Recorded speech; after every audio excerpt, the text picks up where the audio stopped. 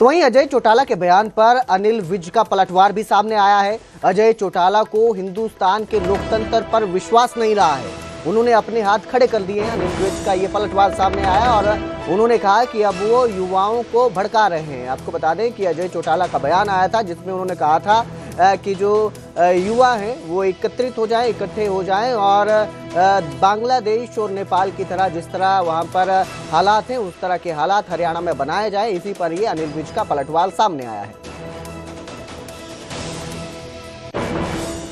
अजय चौटाला जी का मतलब ये है कि उनको हिंदुस्तान के लोकतंत्र में विश्वास नहीं रहा, उनको अपनी राजनीतिक पार्टी में भरोसा नहीं रहा, इसलिए युवाओं को भड़काने का काम कर रहे हैं। उन्होंने अपने हाथ खड़े कर दिए कि हमारे बस का कुछ नहीं आप, और दूसरों को भड़का रहे हैं।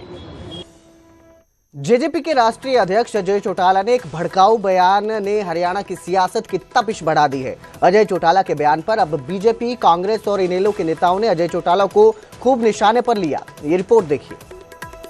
तरीके से इन शासकों को गद्दी से खींच करके उतार करके सड़कों पर दौड़ा करके पीटने का काम करना पड़ेगा।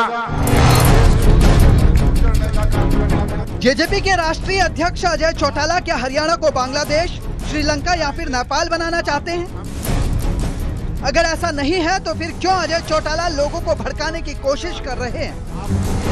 क्यों अजय चौटाला ये ख्वाहिश रखे हुए हैं कि हरियाणा में भी बांग्लादेश, श्रीलंका और नेपाल जैसी अराजकता फैले? जिस तरीके से हमारे पड़ोसी मुल्कों में, श्रीलंका में जिस तरीके से नौजवानों ने वहां की सरकार का तख्ता पलट करके रातों रात उन्हें भगाने पे मजबूर किया, जिस तरीके से बांग्लादेश के लोगों ने, नौजवानों ने वहां की सरकार का तख्ता पलट करके उन शासकों को देश छोड़ने के लिए मजबूर किया, जिस तरीके से नेपाल में वहां के नौजवानों ने लामबंद होकर के न केवल उनको सड़कों पर पीटने का काम किया बल्कि रातों रात देश छोड़ने के लिए मजबूर किया।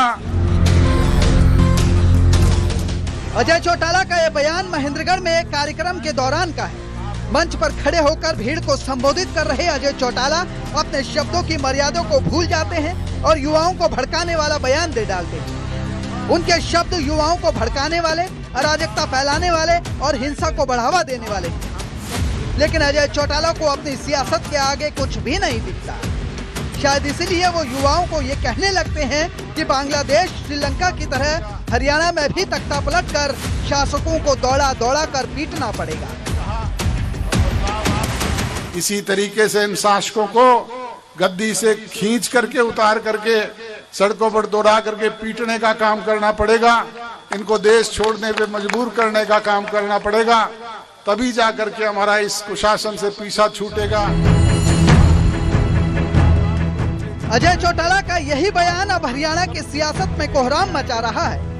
बीजेपी सरकार के मंत्री इसे अजय चौटाला की बेहूदगी बताते हैं और कहते हैं कि अजय चौटाला ताऊ देवीलाल की फोटो लगाकर राहुल गांधी की विचारधारा पर चल रहे हैं। परंतु ताऊ देवीलाल जी की बात को ही वो लोग कंडम करने में लगे हैं। फोटो लगाते हैं, मैं बार बार कहता हूँ, फोटो ताऊ देवीलाल के लगाएंगे, विचारधारा उनके दिमाग में राहुल गांधी वाली बढ़ रही है। कहीं न कहीं उनके भी तार राहुल गांधी से जुड़े हुए, विदेशी ताकतों से जुड़े हुए हैं। इस प्रकार के बेहुदा बयान देकर उन्होंने केवल अपनी गरिमा को खत्म किया और मेरे ख्याल में देश में कोई लाइक नहीं करता। वहीं अजय चौटाला के भाई और इनेलो के राष्ट्रीय अध्यक्ष अभय चौटाला से जब इस बयान के बारे में पूछा गया तो उन्होंने ये कहते हुए अजय चौटाला पर बोलने से मना कर दिया कि जेजेपी की लूट और झूठ की दुकान अब बंद हो चुकी है।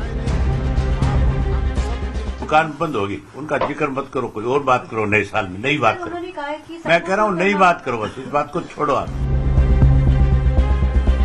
बहरहाल अजय चौटाला का बयान न सिर्फ विवादित है बल्कि एक प्रजातांत्रिक देश में इस तरह से युवाओं को भड़काने की एक कोशिश भी दिखती है। हालांकि अब इंतजार यही रहेगा कि अपने इस भड़काऊ बयान पर अजय चौटाला कब तक और क्या सफाई देते हैं। चंडीगढ़ से Ankit Dudhani, bureau report, news 18 Punjab Haryana.